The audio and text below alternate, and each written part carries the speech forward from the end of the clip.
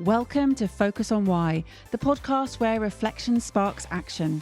I'm Amy Rowlandson, and together we'll explore compelling stories, profound insights, and transformative experiences from inspiring guests worldwide. Feeling lost or unfulfilled? Searching for clarity, purpose, or meaning in your work and life? This podcast invites you on a journey of self-discovery to align your work with your values, shape your future with intention, and create a purposeful way of life. Have a purpose, have a plan, focus on why. Before we begin, have you read my new book yet? Focus on Why, Create a Purposeful Way of Life is co-authored with my late grandfather, George Fleming Kerr, and weaves in poignant journal entries detailing his experiences and insights of the 5 years he spent in captivity during World War II. Honest and heartfelt, this uplifting guide acts as your companion for life. Available in paperback, ebook, and audiobook. Check the show notes for links to get your copy today. Today, on Focus on Why, I am joined by Katie Allen. Katie, hello. Hello, Amy. Thank you so much for having me along. I'm very excited. Yeah, me too. So what is it you're focusing on at the moment? Yeah, so what my focus at the moment, we could probably get into more detail, but currently I'm talking a lot about toilets. Um, just because of in the UK, the recent UK Supreme Court ruling. But if we rewind from that a little bit, because that's a very specific focus, my broader focus and the reason why toilets apparently are so important to me is because I am focusing mostly on conversations, the complex, complicated conversations that people want to be having but are too scared to get into because we're all a bit terrified of putting our foot in it in the current world of inclusion. So that is my focus. And this being too terrified to want to navigate this in the right way, I mean, that's a good thing that people are concerned, right? Yeah, I mean, absolutely. There's a reason that we're all a bit nervous is that actually we don't want to just go around offending people willy-nilly. So that's a fantastic thing. It's good that we have that level of self-awareness. Where it ticks over to maybe not being quite so helpful for us is that it actually stops us having any conversation at all. And for me, that's a bit of a barrier because how will we ever learn about each other? How will we ever learn about things that live outside of our frame of reference if we're not having those awkward conversations where we get to say, I don't know what to say, or I don't know if this is the right way to ask this question, or I might trip over the LGBTQIA plus acronym. Like, what if I get it wrong? What's going to happen? So if we're not all kind of admitting the fact that actually we're all a little bit unsure, where do we go from there? And you just mentioned how to live outside our Mm. frame of reference and to understand what's going on. We are all living a life where things outside of our reference are happening. So Yeah. how does it differ? Yeah, it's the awareness, isn't it, of knowing that there is a space outside of our immediate frame of reference. And this is something I talk about a lot when I think about this kind of me mindset that we have, which is those things that sit specifically, they are within our frame of reference. It's our mindset when we're acting in our own best interest based upon everything that we know. And then we can kind of push outside of that, usually quite easily, into more of an us mindset, which is when we're surrounded by people like our friends, our family, or people that are close to us. And they probably have fairly similar outlooks to us. They might have grown up in the same place, or, we might have shared values. We're kind of used to each other. And that's quite easy to shift in and out of and have somewhat difficult conversations sometimes. It's when we have to push a bit further and get into a complete just going to introduce my cat who's come to join me. Sorry about that. And we move into this we frame of reference, which is how are we thinking about people more broadly outside of all of those experiences that we don't consider in the first place. And that's where it gets a bit tricky because we don't know what we don't know. And it's really interesting. You just mentioned values and you mentioned about, yes, we don't know what we don't know, and you bring in the whole Johari window concept there of not even knowing that we don't know what we don't know and having those blind spots. The shift from me to we is a growth that we go through in life, in culture, in places of different parts of the world. We move together in this sort of I we process. And there's particular work that I'm referencing here that is Dr. Claire Graves' work of values levels.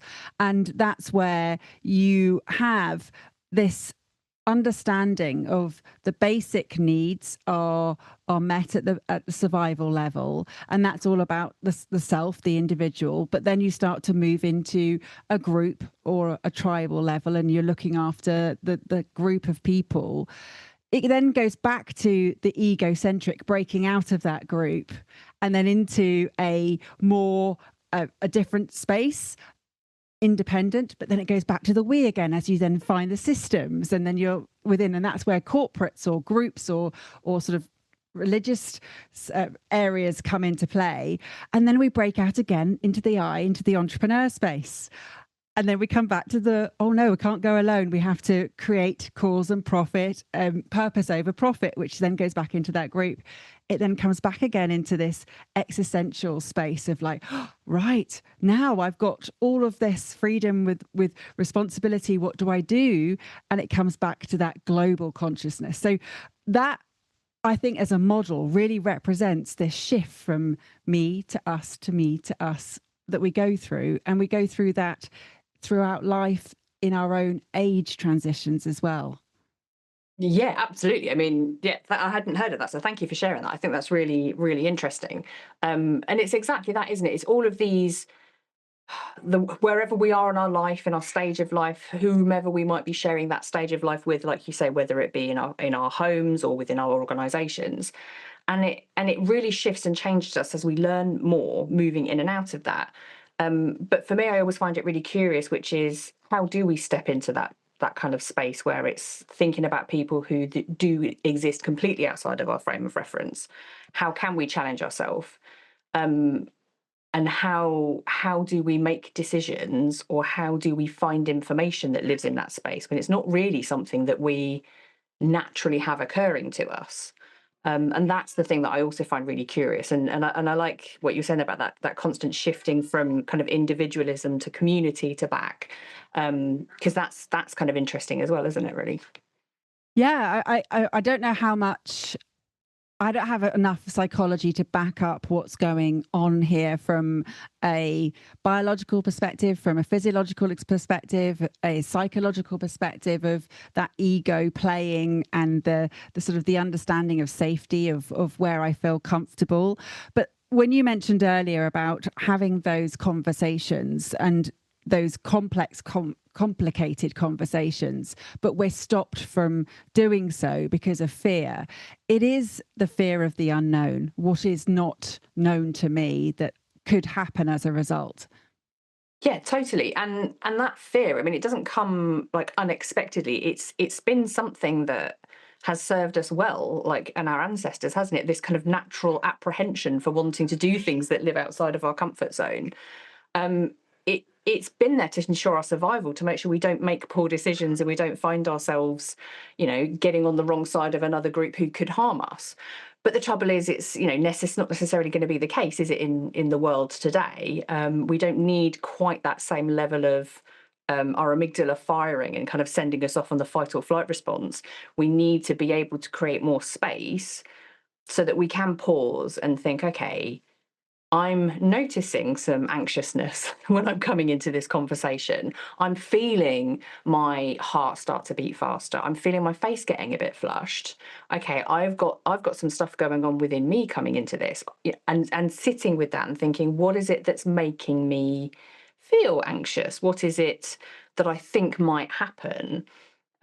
Or is this just my natural physiology kicking off inside me saying, be careful now, because you're moving into something that could be unsafe? And how can I correct that so it's not going to be unsafe? Might be uncomfortable, but it's not going to be unsafe. And that for me is that kind of critical piece of really trying to tune into what's going on within us. What do we need to deal with so that when we move into those conversations, we're not bringing either a defensive energy or an attacking energy, or anything else that's not going to be helpful in the pursuit of that conversation. And it's interesting because where we are so connected from a digital perspective, and where before you might be shunned or exiled from a small community, now you can be cancelled globally. And there's a big shift in your visibility. And that amplifies the the fear, I guess, of making or saying something that's Yeah, wrong. it does. And I love that because being cancelled is definitely a conversation that I have with people a lot. We've all got this fear all of a sudden that we are going to be sent, into some sort of social exile. And I kind of, again, it's one of those things to bring it back into perspective, which is what is the likelihood that you're actually going to get cancelled if you make a mistake?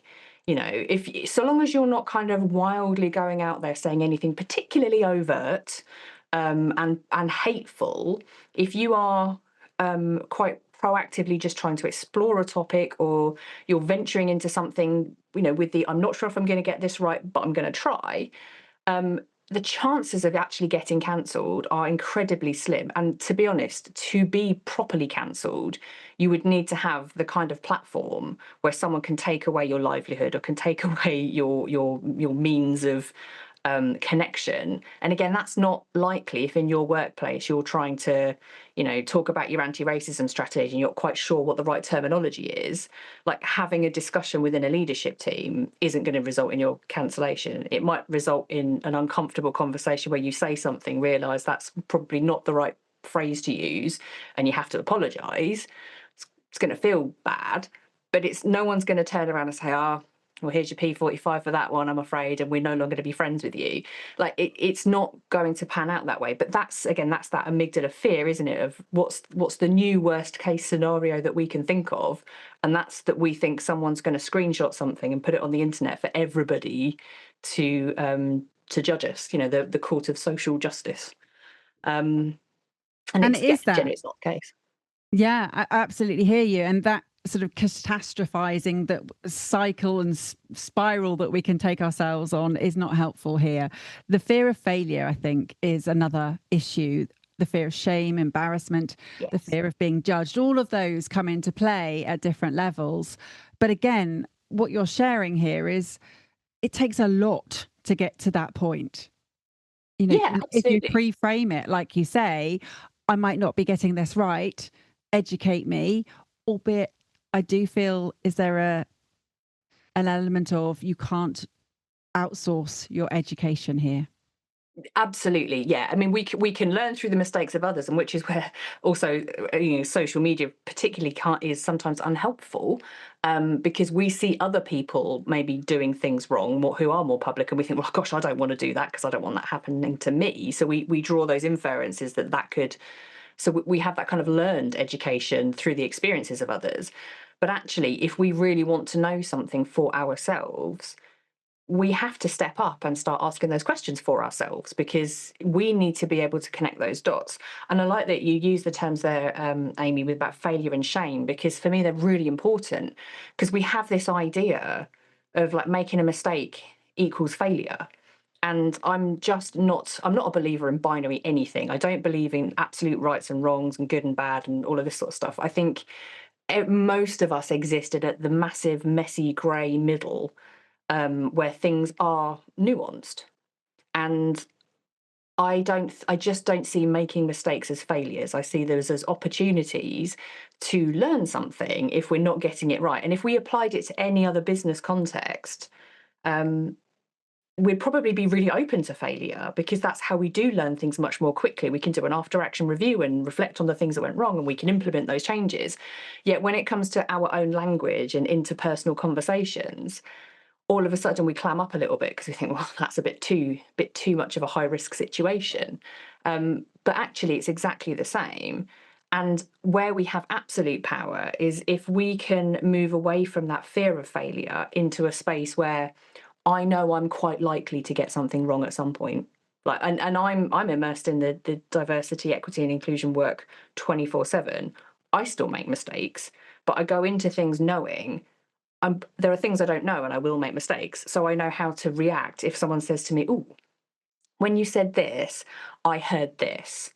can you clarify what you meant? Or we have a conversation. And there is absolute power in knowing when you go into a conversation that the chances are is you will say something wrong. Then you also come at it with that growth mindset and solution mindset of I'm ready to hear it when someone wants to give me that feedback, so I don't get defensive and I don't snowball that situation or try and dig myself out of it. I can just say, I hadn't thought of it that way, or I wasn't aware, that we were using new terminology now. Can you talk me through like the change and the reason behind that so I can better understand it? And we can have a more meaningful dialogue. And that meaningful dialogue is so key in terms of growth, in terms of evolving and evolution and change. Well, I mean, there's a phrase, change is the only constant. We are constantly learning and growing and evolving. Something that I stumbled across back in 2020 was the work of Tony Bazan. He invented mind mapping, and he had a success formula called TEFCAS. And their initials that stand for different things, which was a trial. So you test something, it's an event. So that's the E. And then there's feedback. And then there's check, adjust, and success. And it's about teaching the brain to be receiving of failure because it's giving you information, and it's teaching the brain to learn with every try. And I love that because you can adapt it that way. And it's just, learn with every try. It's like, how can you not take that on board? What's not to love about that as an opportunity, right? If everything is an opportunity to learn something, brilliant. Yeah. And then to the point as well about shame that you said, then if actually we approach things with that mindset, if we're coming into it thinking, well, this is just an opportunity for me to learn. So I'm having a conversation somewhere in here, there will be an opportunity for me to get some information that I didn't have before. So if you do make a mistake, or you do find yourself going down an avenue in a conversation where you think, I'm out of my depth here, don't know what to do, we don't need to be ashamed about it if we do get something wrong, because we are approaching it knowing that the possibility is it might become uncomfortable or we might feel out of our depth.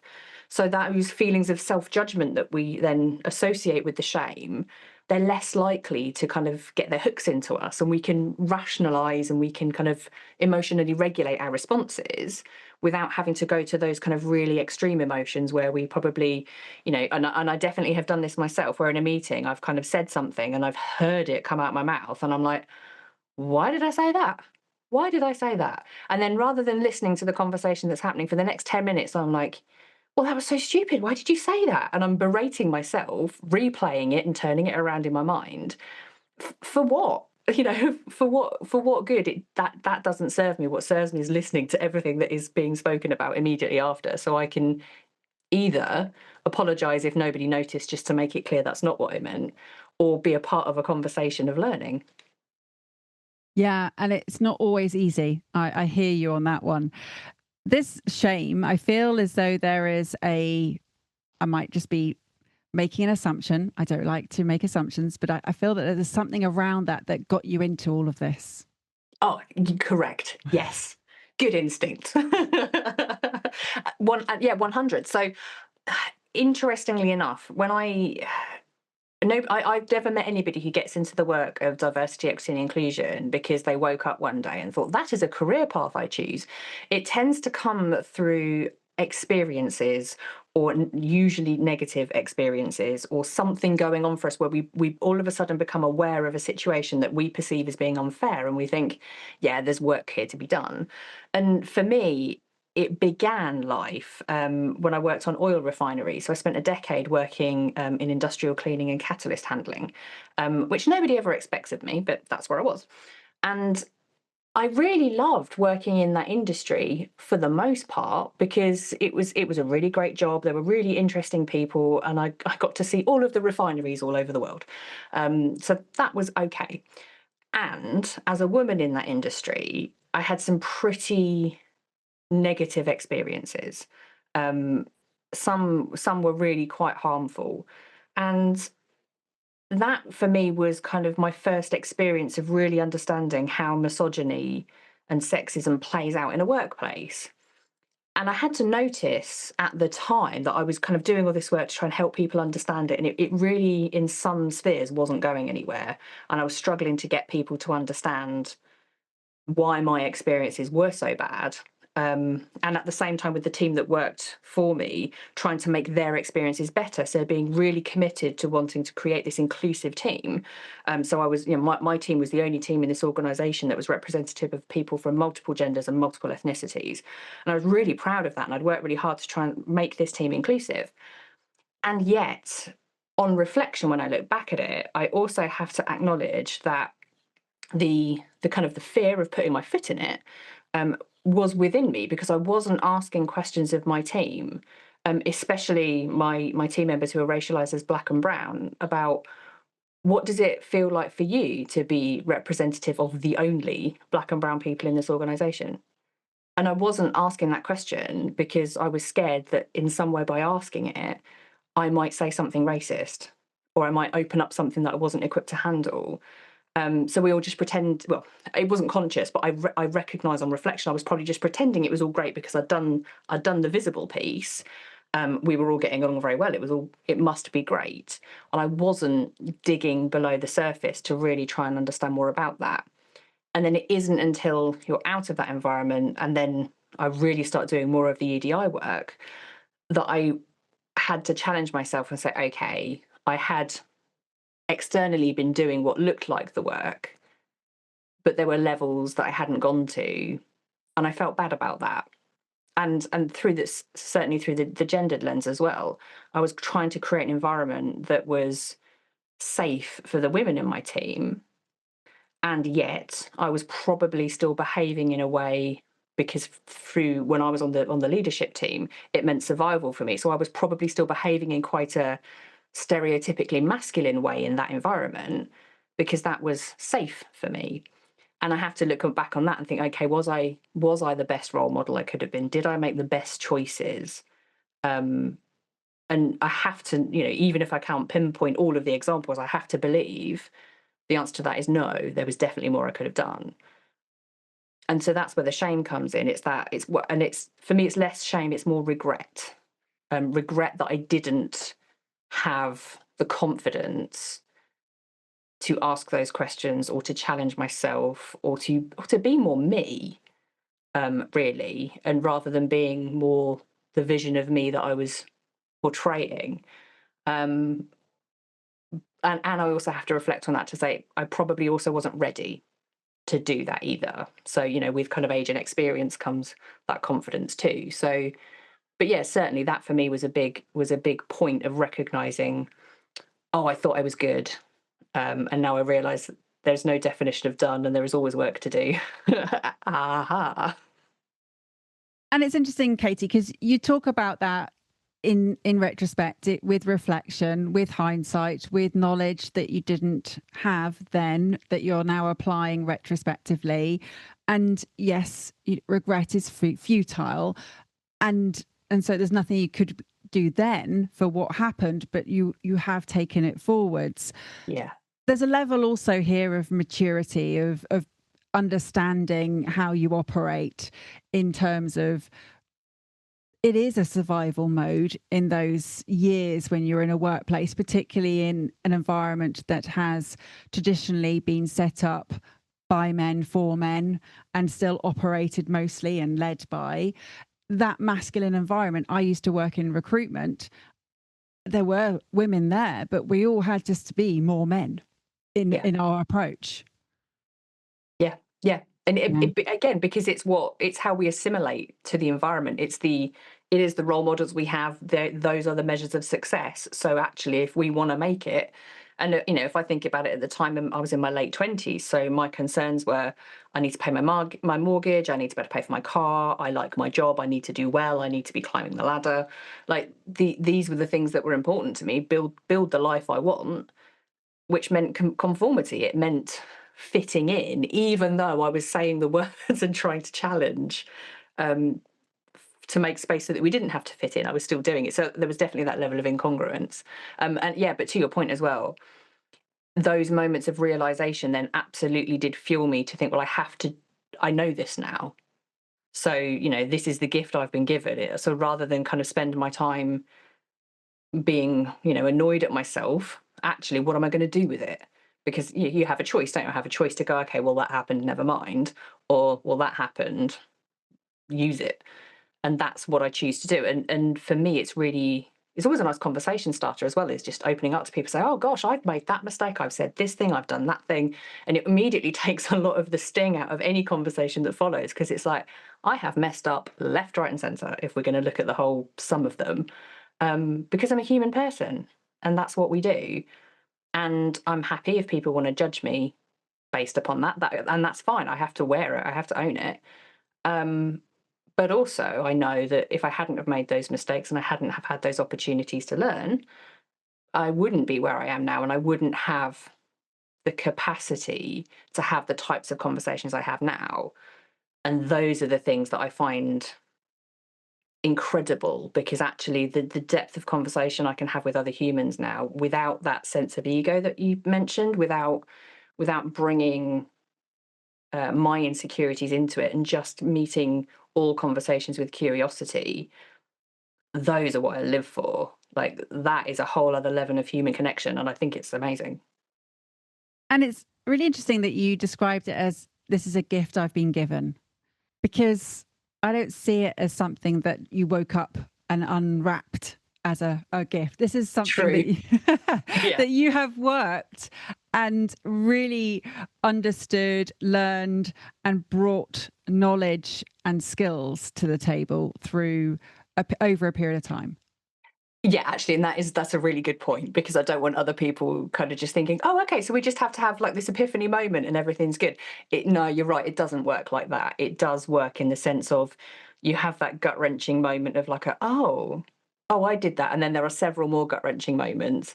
So you do, well, in my case, you do a coaching qualification and you do an HR qualification, and then you decide that none of these things are really doing the work. So you do a decolonization course, and you throw yourself into anti-patriarchy and anti-capitalism, and you really go as far down the road as you can, just to find yourself in the most uncomfortable places, which do require you to sit in that discomfort and really examine things.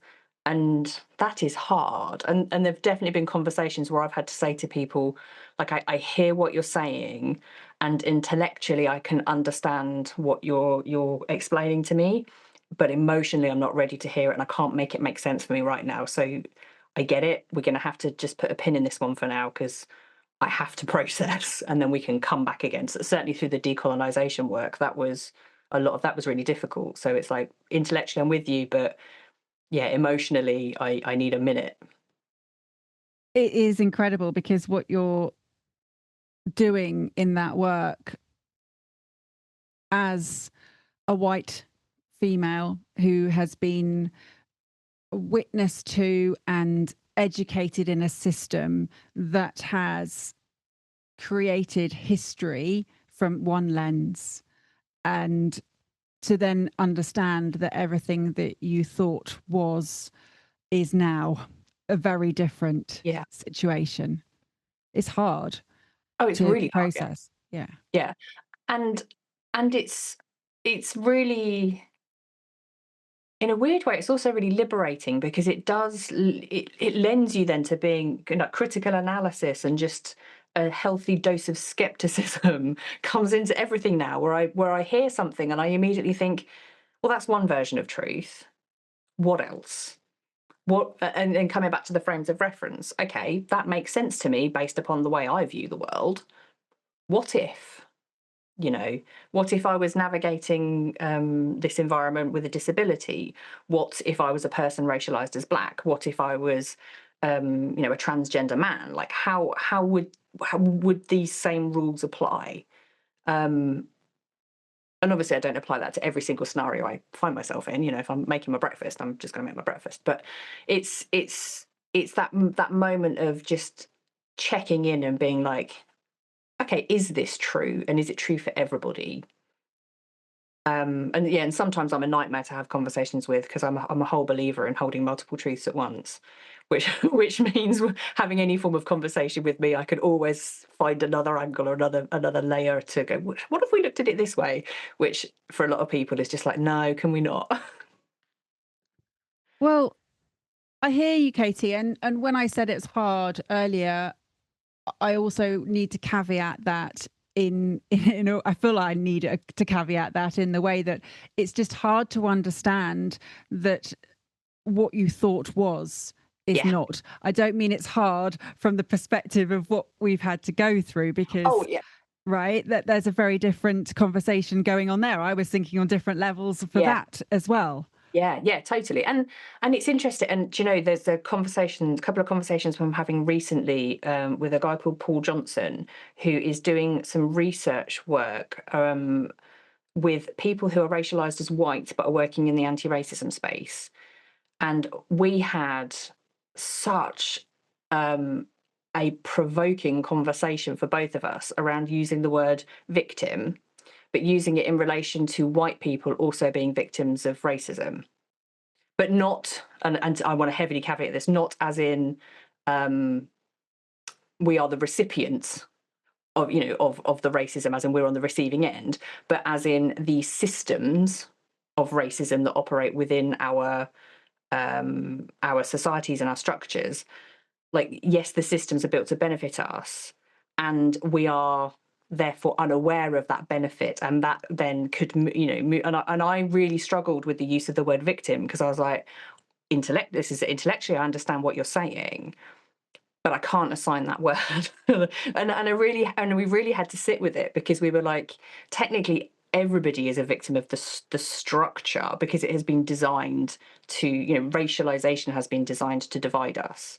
So therefore, but it divides us in different ways, and then the experiences of that are very different.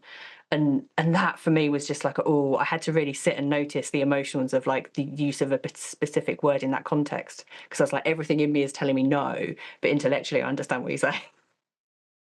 It is interesting, isn't it? Because we have the dictionary definitions for words. We have the words that are used in daily by people and understood.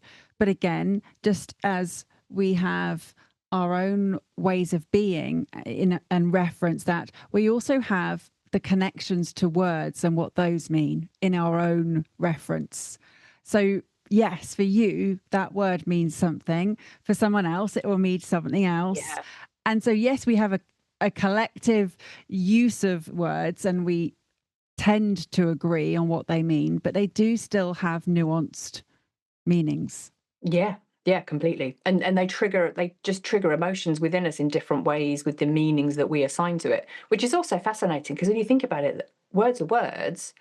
It's then everything that we attach to it that brings them to life, you know, essentially in the way that they impact us. You know, the saying that words have power is just so true. And yet that power is created within us, either as a reaction to the words or the intention that we put into the words. And I find that fascinating as well. And again, coming back to those conversations, then it is important that we do think about the words that we use when we know something could be triggering for someone or is harmful and hurtful or even hateful. If we know that, we have to be careful. Um, and then it's about creating enough space in going into those conversations to make sure that we can see the words that we're going to use maybe before we use them, just to be able to sense check, but also not falling so far into that we're just like, I'm just not going to say anything because I don't know. You know, going back to that safety piece again, and it's such a fine line, and that's what makes it so interesting to me. And talking about assigning meaning to things, that links really nicely into I see purpose as being the overarching intention that guides the direction of your life. And the why is the emotional significance that you assign to that. So, in terms of your focus on why, the work that you're doing, the purpose piece here and the why, what are those for you? Yeah, yeah, yeah. And I think that's a really, really great summarizing in there as well. So for me, the purpose of the work I do, um, And it's taken me a while. I've kind of done that spiral effect of getting closer and closer to the real core of the work that I do. And I don't know that I'm there yet, but it's still going. But essentially, my purpose is having these difficult conversations, but mostly through the lens of people who generally would be considered to be in the majority in most spaces. So when we hold perhaps power or privilege in certain spaces, how can we understand that? How can we use that not just to benefit ourselves, but to benefit everybody? And how can we change our frames of reference, or and shift that so that we're having better conversations? And the why coming from the place of, I've been there, I've done it, I've said the thing, like, I get it, I can be a safe place for you to also be vulnerable. I'm not, it's unlikely there's much about my identity um that you're going to upset, so I can hold the emotional burden of that perhaps more easily than somebody else who is from a more marginalized background and has probably been harmed way more in the process.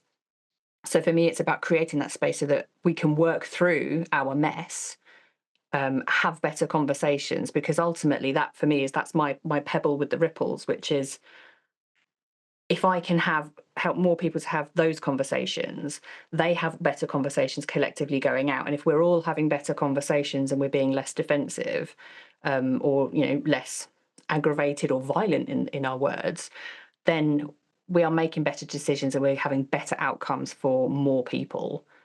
And I want to see a different society, especially currently. I feel like we're going in the wrong direction. So I want to see a more inclusive society for more people. And that's my small contribution to it. Well, it's an invaluable one. And thank you for the work you're doing, Katie. It really is incredible. And what I just heard there is, every conversation that you have with someone, it's a meeting of values, but it's also a meeting of everything that has ever happened to that individual previous to that moment. And so you don't know what is going to happen as a result of that conversation, in terms of the words that you use, in terms of what that brings up for the other person. So to bring awareness to the conversation and be more mindful in how it's constructed, not in a way that you're fearful of even having it, but in terms of just being open to the possibility that they've had a very different experience to the one you've had. That's all that needs to happen. Yeah, Yeah. exactly. Wow. Amazing. Well, thank you for sharing your purpose, your why, your work. And we didn't get to go back to the toilets conversation. I know that's work in progress. So another Yeah. time, I'm sure. Yeah. But how could people reach out and connect with you? Oh, thank you. So I am most active on LinkedIn. So if anybody's just interested in general content and conversation, then that is my playground. And I'm always willing for connections, DMs, conversation. Oddly enough, I'm always up for a conversation. So if anybody wants a natter about this, or if something has been sparked, you can reach out to me on LinkedIn, or via the website. And I'm glad you mentioned DMs there, because quite often when I post something on LinkedIn, I get a lot of DMs, but the post externally looks like, oh, that didn't go anywhere or do anything. But it's because you've talked about something that is vulnerable. And I would imagine that a lot of what you get those personal reach outs. I just need to talk to you about that. So, yeah. Absolutely. And given everything we have just talked about for whatever it's the last half an hour, that's the reason why, isn't it? Who wants to put their vulnerability in the comments section on a LinkedIn post? Very few people. Who's more likely to pop it in a DM and say, oh, this was interesting, can I pick your brain? So yeah, that's what I'm here for. Fantastic. Well, the invitation is there for you to reach out to Katie and have that conversation that you want to have. Katie, thank you so much. Do you have some final words, please, for the listener? Yeah, isn't this interesting? I've spent my entire thing waxing lyrical about the importance of words, and I'm like, oh, I just have to select a few. Okay. I think for me, it is, if this has sparked something within you where you thought, oh, that's interesting, please explore that curiosity. I call it my curiosity magpie, allow it to just take over and rifle through the things that are coming up for you. And don't lose them. Write those thoughts down, capture them somewhere, put them in a mind map or a word cloud, or do what works for you, and follow up with that. See where it takes you, because there is always something new to learn. This episode's over, but let's keep the conversation going. How has this episode impacted you? Share your insights, takeaways, and reflections with actions on social media, or leave a review on Apple Podcasts. Your feedback creates powerful ripple effects, helping others to discover its value. Want to dive deeper into purpose? Check the show notes for links on how to work with me, where to buy my new book, Focus on Why, Create a Purposeful Way of Life, available in paperback, ebook, and audiobook, and where to sign up for Friday Focus, my weekly newsletter. Have a purpose, have a plan, focus on why.